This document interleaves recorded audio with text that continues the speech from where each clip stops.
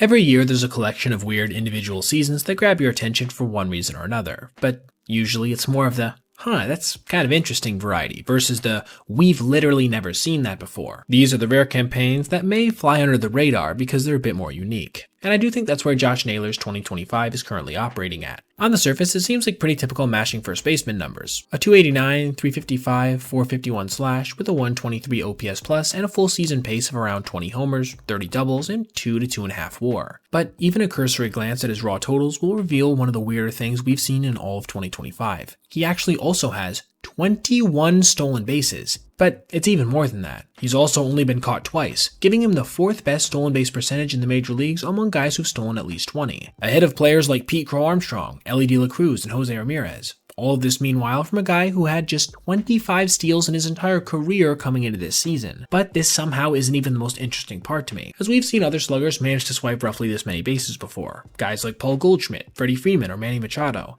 But what makes him truly unique in the whole of advanced StatCast history is that nobody who's as slow as he is, and I do mean slow, with a 3rd percentile sprint speed of 24.4 feet per second, has even approached this steals total in a full season, let alone a partial one. And there's only been one individual season with that amount when a player was running slower than 26.4, which was 2015 Brandon Phillips, who still only had 23, an amount Naylor is more than likely going to surpass in the next month or so at this rate, as he swiped 10 bases through his first 13 games with the M's, which in and of itself is more than any player with his level of sprint speed or slower has ever had over a full season entirely, with Yadier Molina's 2017 mark of 9 being the only one remotely close. Yeah, in 2.5 weeks, he's lapped what all of his contemporaries have done in entire years. That's truly nuts to me. And while I'm sure the Mariners didn't acquire him for his legs, the fact that he is bringing this value, along with his typical 800 or so OPS, has to have them excited for what he can bring over the last couple months of the season. And, hopefully for Mariners fans everywhere, into the playoffs as well.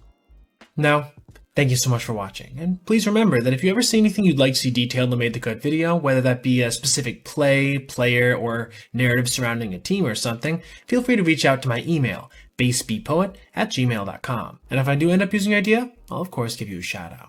Thank you so much once again, and I'll see you in the next one.